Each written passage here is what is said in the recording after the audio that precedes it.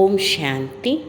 இன்று அறிவோமா ஆன்மீகம் பகுதியில் ஆரோக்கியமான வேலை மற்றும் வாழ்க்கையில் சமநிலை அடைதல் என்கிற தலைப்பை பற்றி பார்க்கலாம். வாழ்க்கை ஒரு ஓட்டமாக இருப்பதனால் பொறுப்புகளை மாற்றி நம்மை ஆதரிக்கும் வாழ்க்கையின் மற்ற அம்சங்களுக்கும் கவனம் கொடுக்க வேண்டிய அவசியம் உள்ளது. ஆனால் நீங்கள் ஒரு பகுதியை நோக்கி பெரிதும் சாய்ந்திருப்பதை காண்கிறீர்களா? கடினமான இலக்குகளின் காரணத்தினால் தன்னையும் குடும்பத்தையும் புறக்கணித்து வேலையில் மூழ்கி இருக்கிறீர்களா?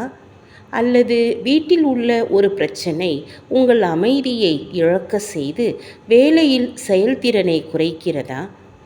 வேலை மற்றும் வாழ்க்கையின் சமநிலைதான் நாம் முன்னுரிமை கொடுக்க வேண்டிய விஷயமாகும். என்ன நடந்தாலும் சரி, அதை நாம் செயல்படுத்தி தான் ஆக வேண்டும்.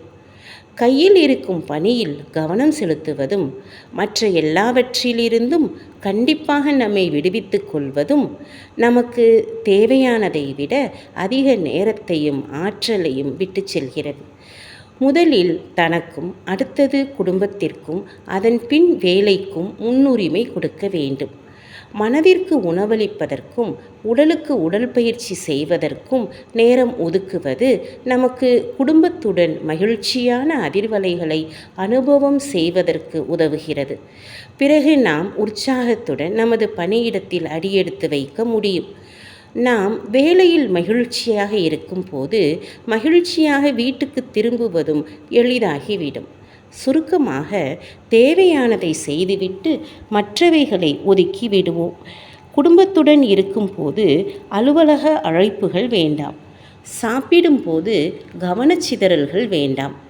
தூங்கும் நேரத்தில் எந்த சமரசமும் வேண்டாம். இந்த ஒழுங்குமுறை வாழ்க்கையில் ஆரோக்கியமான சமநிலையை கொண்டு வருகிறது. என்னிடம் தனிப்பட்ட வாழ்க்கை, குடும்ப நேரம், வேலை மற்றும் நட்பு முதலியவற்றில் சமநிலையுடன் இருக்கும் கலை இருக்கிறது என்று தனக்குத்தானே நினைவுபடுத்தி கொள்ளுங்கள். வாழ்க்கையின் பல்வேறு அம்சங்களை சமநிலைப்படுத்தும் கலைக்கு கொஞ்சம் பயிற்சியும் விடாமுயற்சியும் தேவை. மற்றொன்று முன்னுரிமையாக தோன்றும் போதும் அவற்றில் ஒன்றை ஒருபோதும் முழுவதுமாக விட்டுவிடக்கூடாது என்கிற கடுமையான உறுதியும் தேவை. இந்த காலாண்டில் எனது திட்டப்பணிகள் மிகவும் நெருக்கடியான இலக்குகளை கொண்டுள்ளன. எனவே எனது கவனமெல்லாம் வேலையில்தான் இருக்கும் என்று நாம் சொல்கிறோம். இதன் பொருள் 3 மாதங்களுக்கு 90 நாட்களுக்கு நாம் அவசரம், பதட்டம் மற்றும் கொந்தளிப்பு ஆகியவற்றின் ஆற்றலை சுமந்து கொண்டு இருக்கப் போகிறோம். உடல் நலம், குடும்ப நேரம் அல்லது சமூக வாழ்க்கை ஆகியவற்றிலும் நாம் போதுமான கவனம் செலுத்தப் போவது கிடையாது. பின்னர் 3 மாதங்களுக்கு பிறகு அடுத்த காலாண்டில் உள்ள திட்டங்களும் அதற்கு சமமாக சவாலானதாகத்தான் இருக்கும். எனவே இது ஒரு ஏற்றத்தாழ்வை உருவாக்குகிறது. நேரமும் ஆற்றலும் தொழிலை நோக்கி பெரிதும் சாய்ந்திருக்கின்றன. இதில் முன்னுரிமை அளிப்பது மிகவும் கடினமானதுதான். ஆனால் வாழ்க்கையின் ஒவ்வொரு அம்சத்திலும் சமமான கவனம் வைப்பதை நாம் உறுதி செய்ய வேண்டும். ஓம் சாந்தி.